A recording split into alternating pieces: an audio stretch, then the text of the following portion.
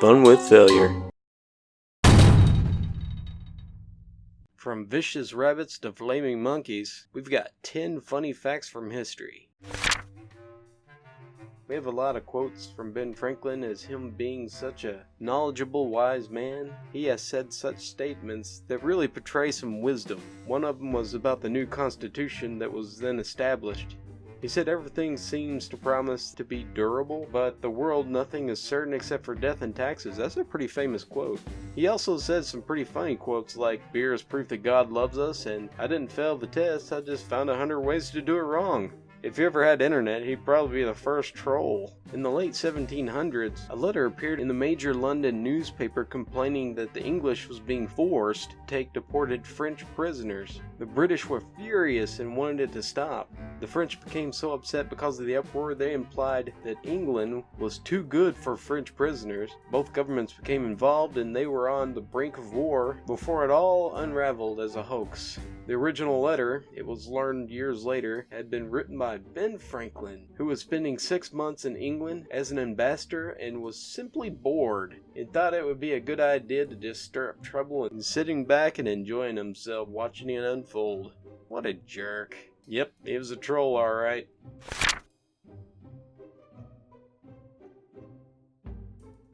Caligula thought it would be a great idea to wage war against Poseidon, so he decided to lead 10,000 soldiers to the sea. Then he'd ordered them to stab it with spears. Yes, he did. Yeah, you tell that pesky water who's boss.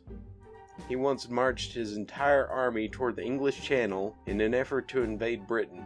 Once he arrived at the channel, he decided he didn't wish to invade Britain anymore, so he just ordered his men to collect seashells and headed home.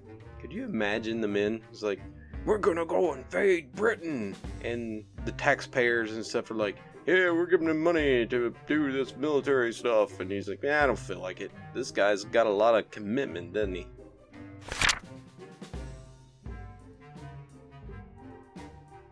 U.S. President Jimmy Carter was attacked by a giant swimming rabbit in 1979. So I guess he can't watch Monty Python and the Holy Grail anymore without having an anxiety attack. He had huge fangs of death. I wonder if he tried to hide that fact for a while. Maybe he thought Monty Python and the Holy Grail was based on real events. Maybe next time when you watch Monty Python and the Holy Grail, that'll be a warning for you.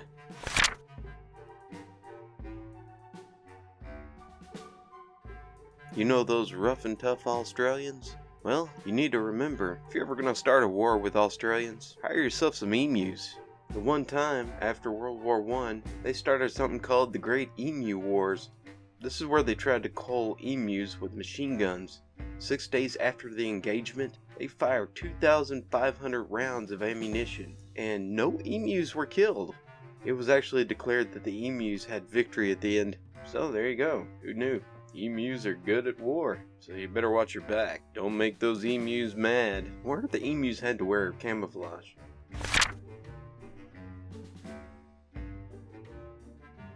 One of the great naval weapons against the Germans in World War II was the toilet. U-1201 was a German submarine that was fitted with an advanced toilet, which was necessary to flush it. They had to be submerged. This was due to the complex nature of the pressure system needed to eject the waste. Technicians were required to flush. One day some genius decided that he got this, tried to flush it himself instead of having a technician do it, and it resulted in flooding. And when it reached the batteries, it released chlorine gas. Rather than being killed by the poison, they decided to surface, whereupon they were promptly located and bombed. This happened on the first mission, and the British commander was like, hey, we flushed them out. Some of the two deadliest things in the world wars, emus and toilets.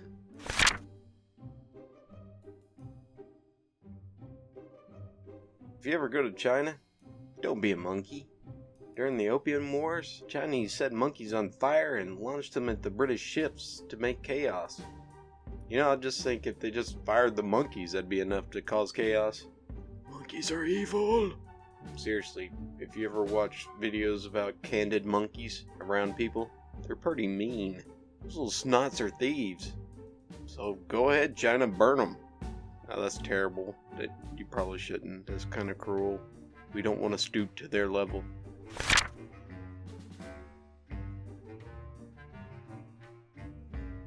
The big incident that caused World War I, or at least initiated it, Franz Ferdinand, him being assassinated. There's actually two people who tried to assassinate Franz Ferdinand. The first man tried to throw a grenade under his car, and that didn't work. What happened is the guy had a grenade and he threw it, but it had a 10-second timer on it, and it actually blew up the car behind Archduke Ferdinand's car. It gets better though. He took a cyanide pill and it was out of date and didn't kill him. He eventually succeeded in killing himself. He jumped into a nearby canal. It was a little bit shallow. It was only 2 inches deep. I don't think that's what he was really going for there. It's pretty funny, I guess. Yeah, he failed. Fail murder! You want to take anything away from that?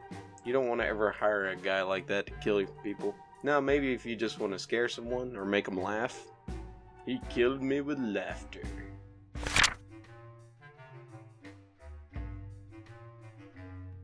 Did you know that Andrew Jackson was actually a potty mouth? At his funeral, his pet parrot had to be removed because it wouldn't stop cussing. Told on you, you dirty mouth bird. Instead of flipping on the bird, they just let the bird cuss him out. That's much easier in my opinion.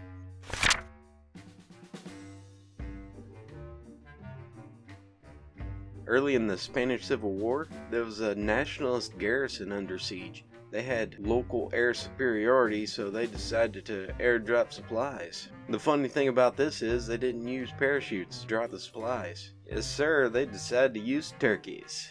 The turkeys would actually slow the fall of the load. I don't think I'd want to be a turkey. Oh crap, I can't fly! If I was a turkey, I'd say that. Hey, I guess they also got turkey, as well as their supplies, right? Poor turkey. I guess that's what you would call a severance package.